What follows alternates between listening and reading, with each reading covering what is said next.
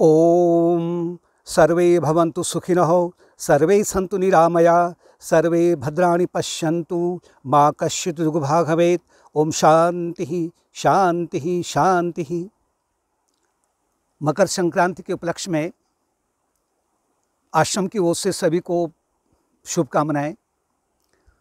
मकर संक्रांति के दिन सूरज मकर राशि में प्रवेश करता है और उस दिन से दिन बड़े होने लग जाते हैं धीरे धीरे, और रात्रि छोटी होने लग जाती है, अंधकार कम होने लग जाता है, प्रकाश फैलने लग जाता है, शीतलहर का प्रकोप भी कम हो जाता है और वसंत ऋतु भी स्वागत करने के लिए तैयार रहती है। भगवान कृष्ण ने एक बहुत बड़ा संदेश दिया है गीता में, उत्तरायण मार्ग के बारे में और दक्षिणायन मार्ग के बारे में, क्योंकि अभी सूरज उत्तरायण मार्ग की ओर प्रवेश कर रहा है। गीता में भगवान कृष्ण कहते हैं, अग्नि ज्योतिरः शुक्लः षण्मासा उत्तरायणम तत्र प्रियाति गच्छन्ति ब्रह्म ब्रह्मविदो जनाः। जैसे रात छोटी होती हैं, दिन बड़े होते हैं, प्रकाश फैलता है, यानी कि अग्नि का तात्पर्य है कि वैराग्य, अर्थात सकाम कर्म से निष्काम कर्म की ओर बढ़ना। निष्काम कर्म की ओर योगी तभी बढ़ेगा जब उसके हृदय में अनेक अनेक जन्मों के शुभ कर्म होंगे और वो सकाम कर्मों से उसे अरुचि होने लग जाती है। इसे कहते हैं वैराग्य। वैराग्य का तात्पर्य है कि कर्म फल की इच्छा नहीं रखना, संसार के भोगों को बार बार भोगने की इच्छा नहीं करना। इससे क्या होगा? अगर वैराग्य उत्पन्न हो रहा है, वैराग्य अग्नि के समान है, तो ज्योति का तात्पर्य है कि विवेक शक्ति बढ़ती है, यानी दिन बड़े होने लग जाते हैं। सकाम कर्म से निष्काम कर्म की ओर योगी बढ़ रहा है, तो उसके जीवन में अब आह का तात्पर्य है जो भी कर्तव्य कर्म है उनको निष्काम कर्म से कर करके उसके मन में एक आनंद का अनुभव होता है। आह का तात्पर्य है उसका जीवन आनंदित होने लगता है, यानी कि उसके जीवन में दुख नहीं आएंगे।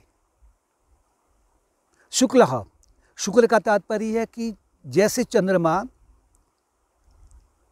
शुक्ल पक्ष में धीरे धीरे बढ़ता है और अंत में पूनम के चांद में निखर के आता है, इसी प्रकार से मन की भावनाएं दिन प्रतिदिन पूनम के चाँद के समान में निखर के आती हैं, यानी दैवी गुणों की वृद्धि होती है, शुभ भावनाओं की वृद्धि होती है। षण्मासा उत्तरायणम, 6 महीने तक जो मार्ग है वो उत्तरायण का मार्ग है। अगर व्यक्ति योगी अगर वैराग्य को पकड़ करके विवेक का सहारा लेता है, विवेक स्वतः ही आने लगेगा और उसकी भावनाएं भी शुद्ध होने लगेंगी, तो धीरे धीरे उसकी जो यात्रा है, आंतरिक यात्रा, वो उत्तरायण की ओर, उत्तर दिशा की ओर, यानी कि मोक्ष की ओर बढ़ने लग जाती है, चित्त शुद्धि की ओर बढ़ने लग जाती है। तत्र प्रियाता गच्छन्ति, और वहाँ जाने के बाद में, यानी इस मार्ग को पकड़ने के बाद में, ब्रह्मविदो जना, कि योगी ब्रह्म को जान कर करके, परमात्मा को जान कर करके परमात्मा में समा जाता है। ये तो है उत्तरायण मार्ग। लेकिन दूसरी ओर जो दक्षिणायन मार्ग है, धूमो रात्रिस तथा कृष्णः षण्मासा दक्षिणायनम। धूमो का तात्पर्य है कि उसका जो चेतना है उस प्रकार से धूमिल होने लग जाती है। दक्षिणायन में दिन छोटे होने लग जाते हैं, यानी विवेक शक्ति क्षीण होने लग जाती है।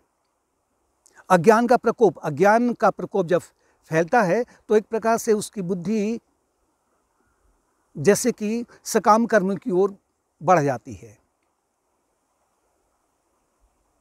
वो अच्छा क्या है बुरा क्या है उसमें अंतर नहीं कर पाता अधिकतर। रात्रिस तथा धूमो है और रात्रि है। रात्रि का तात्पर्य है कि चेतना में संकुचन आ जाता है, सकाम कर्म में ही लिप्त रहने पर चेतना संकुचित हो जाती है। कृष्णः, कृष्ण का तात्पर्य है जैसे कि कृष्ण पक्ष में धीरे धीरे चंद्रमा घटने लग जाता है और अंत में अमावस की रात आती है। षण्मासा दक्षिणायनम, और इस प्रकार से जो दक्षिणायन मार्ग है ये निरंतर चलते रहता है। तत्र चांदमसम योगी, और ऐसा योगी, योगी दोनों हैं। सकाम कर्म में अगर शुभ सकाम कर्म कोई अगर कर रहा है तो वो भी योगी है, अगर वो शुभ निष्काम कर्म कर रहा है तो वो भी योगी है। शुभ निष्काम कर्म करने पर उसे मोक्ष की प्राप्ति होती है, उत्तरायण दिशा की ओर बढ़ता है, और शुभ सकाम कर्म करने पर वो दक्षिणायन मार्ग की ओर जाता है।